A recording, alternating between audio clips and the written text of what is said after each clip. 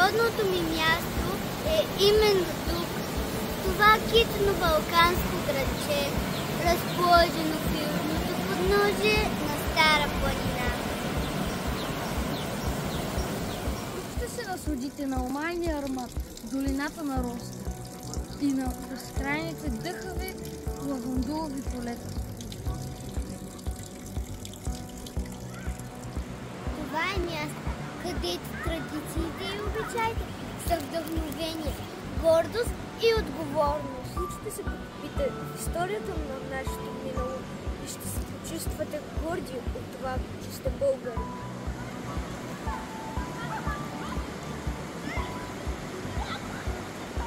Защото тук са родени и живяли изключителни личности, вечни и неповторими. Райно Попович, Братя Евлоги Христо Георгиеви, Ботю Петков, Теофан Райнов, доктор Иван Богоров, иконом Христо Поп Василев, Брайко Хаджигенов, Васил Караиванов, Иван Грозев, Иван Попов, Христо Проданов, Анна Ламбрева и други.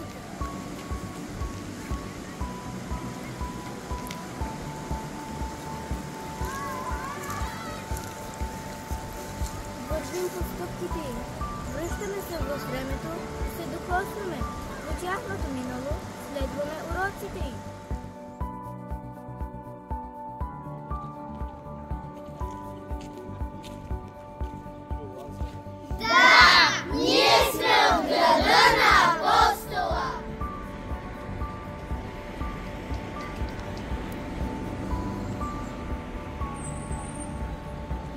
Ще тръгнем от неговата родна къща.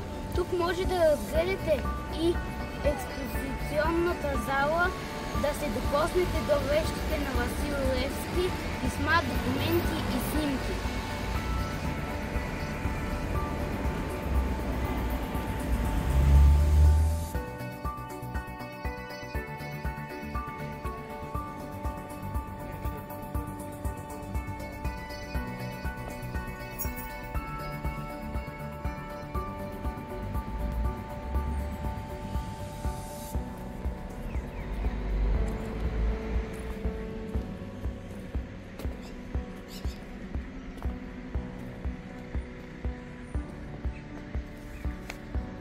Този мемориален параклис се намират и части от косите на апостола.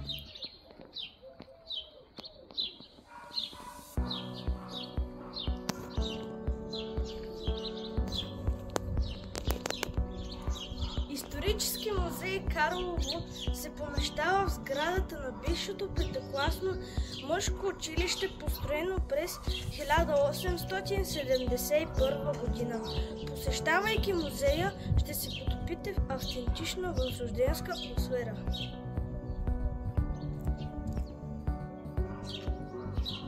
Ще научите повече за историята на родния град на Апостола, градът на розите и гайтаните, огнище на икономическа и духовна подбуда, който даде на България най-видните просветители, книжовници, дарители и строители на нацията.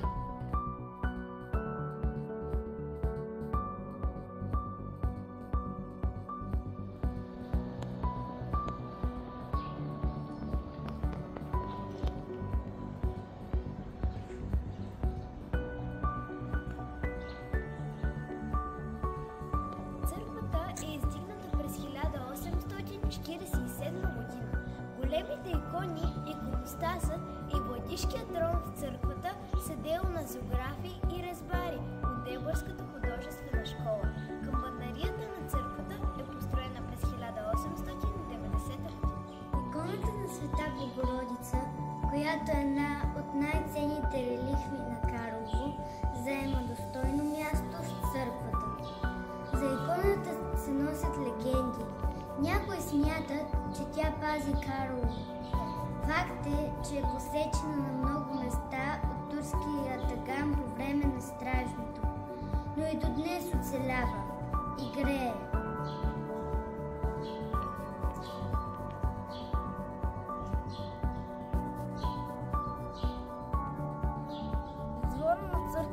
намира гроба на Гина Кунчева.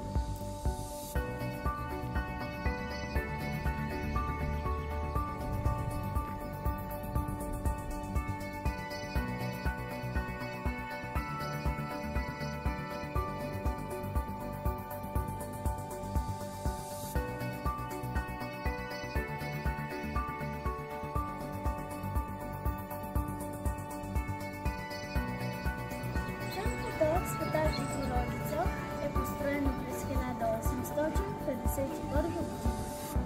Тя е наследник на стара вкопана в земята църква със същото име, която изгаря при пожар през 1813 година.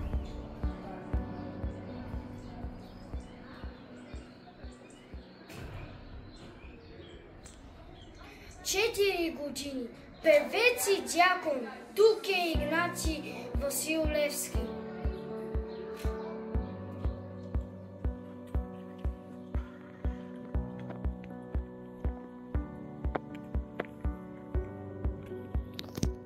Намираме се пред барелефа на Евлогий и Христо Георгиеви.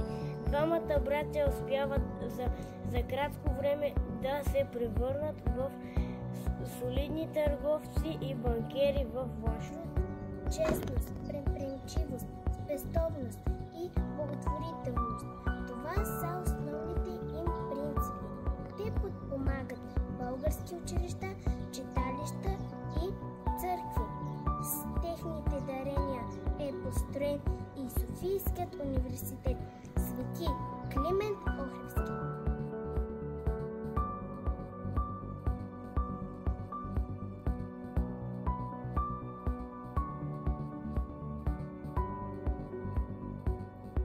Къщата на учителя-книжовник Райно Попович, част от архитектурен резерват Старинно Карлово, представлява паметник на културата от национално значение.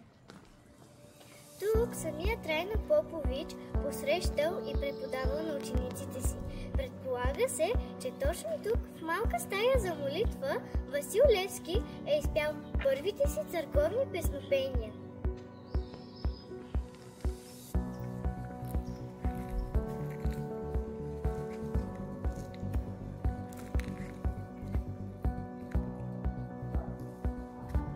Туристите имат възможността сами да изработят свое уникално свидетелство на автентична старинна печатна преса с восъчен печат, с послание от самия Райно Попович и да изпробват писане с гълъбово перо и мастило.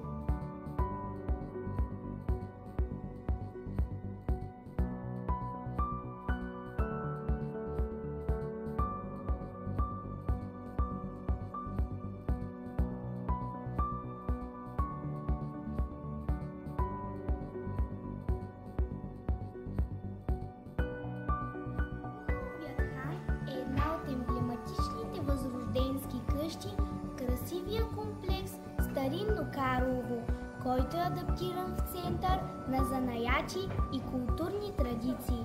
Всяка стая в храна има свое послание към посетителя.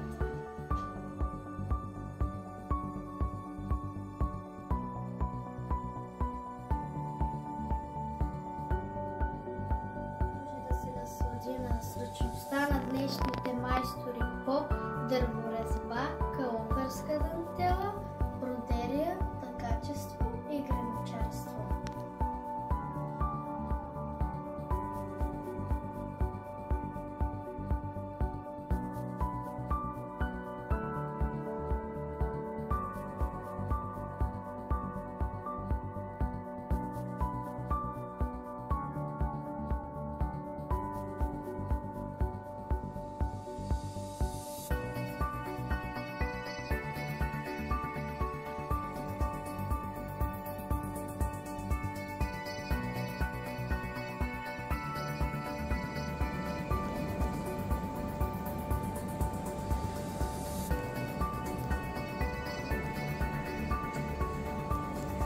Докато се потапяте в атмосферата на миналото време, можете да се насладите на ароматно кафе, приготвено на пясък.